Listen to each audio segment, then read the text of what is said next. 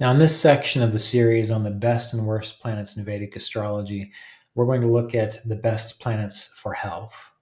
And hopefully, this will be a relatively quick series because Ayurveda, health, well being, when it comes to astrology, is a very complicated subject. So, we're going to look at this from a very superficial point of view, but it should be helpful for you. And it could be good for you to get the book, The Art and Science of Vedic Astrology, Volume 2. And that's because there are some wonderful topics in the appendix which explain how the plants relate to our health and our well being, how the plants relate to the organ systems of the body. And when you know how to match up the organ systems, how the plants influence our health, then you'll be able to look at the chart. And if you know how to read a chart, you can figure out, is this planet well supported? Then you know that that system is well supported. Or is this planet being hurt by other planets or in difficult situations? Then you can know what is the weakness of the planet and look into ways of supporting it. Now, to really qualify the planets well, I'm always going to encourage the study of the Asheville Vedic Astrology Apprenticeship Program, because that is a very long, detailed study of astrology which focuses on what I have found works in Vedic astrology. There are numerous systems, numerous theories, numerous techniques, and I've tried a bunch, and I don't include all of them in there because not all of them have given the kind of accuracy that the formulas that are within the Asheville Vedic Astrology Apprenticeship Program do. So you can get insights into that through the Asheville Vedic Astrology, excuse me, the Art and Science of Vedic Astrology series, book series, or by participating in the 2-year Asheville Vedic Astrology Apprenticeship Program. So that said, there's a lot that goes into this understanding of health and well-being, but let's look at some basics here. Now, each planet deals with an aspect of our well-being. For example, the sun deals with our overall health and vitality. It deals with the heart as an organ. The moon can deal with our emotional character. It relates to how our body grows, the support of our body, the hormonal system, the circulatory system. Mars deals with the nervous system, the fire, and the electricity within our body. Mercury deals with the lymphatic system, the cognitive ability. It can rule over organs such as the gallbladder. Now, these are very basic. If you want to get more details, please look at the Art and Science of Vedic Astrology, Volume 2. Jupiter, as we know, often deals with the liver and the brain and the reproductive system.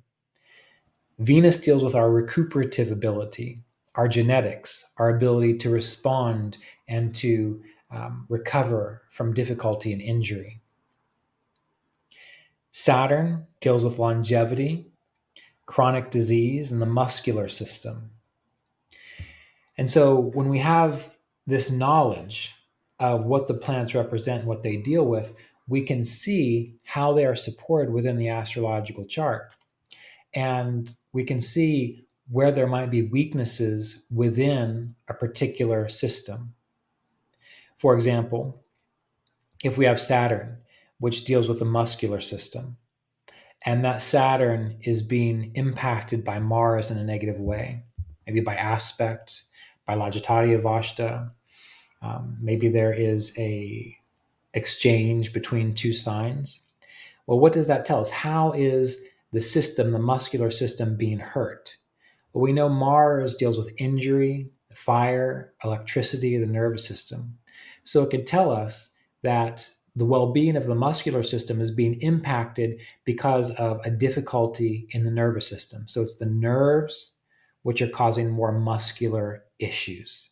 Nerves which cause more muscular issues. But let's say Moon and Saturn are caught up together in a difficult situation, and Saturn having influence over the muscular system and Moon hurting it. Well, what can that be indicated by? Maybe there's a circulation problem, which is starving the muscles. Maybe there's a lymphatic issue within the muscle or the area of the muscles causing problems there. So one of the beautiful things about Vedic astrology is once you get a sense of what does each planet represent as it relates to your health and your well-being, you can start to put together how are the planets impacting each other. If a planet is hurting another planet, you can look at what does that planet represent, who is hurting the other planet. And then you can see what is the planet that's being hurt, what does it represent? And you can start putting together how the difficulties are tied together. And this is very useful. It can be very helpful. You can also see how this plays out in regards to timing and dashas. Sometimes you've got good health for a long time, but then you go through a difficult combination, mainly because a dasha is being triggered, and so a weakness comes out. And then you can either wait for that time to pass, hopefully if it's not too life-threatening, or you can figure out what it is and pinpoint ways to actually work with it. Now, some of the best planets for health, number one is Saturn. Because again, Saturn keeps the body clean. So anything which supports cleanliness of the body is going to support Saturn. Saturn is also the planet of nature, of the natural world. And the more in harmony we are with the natural world, the healthier we tend to be.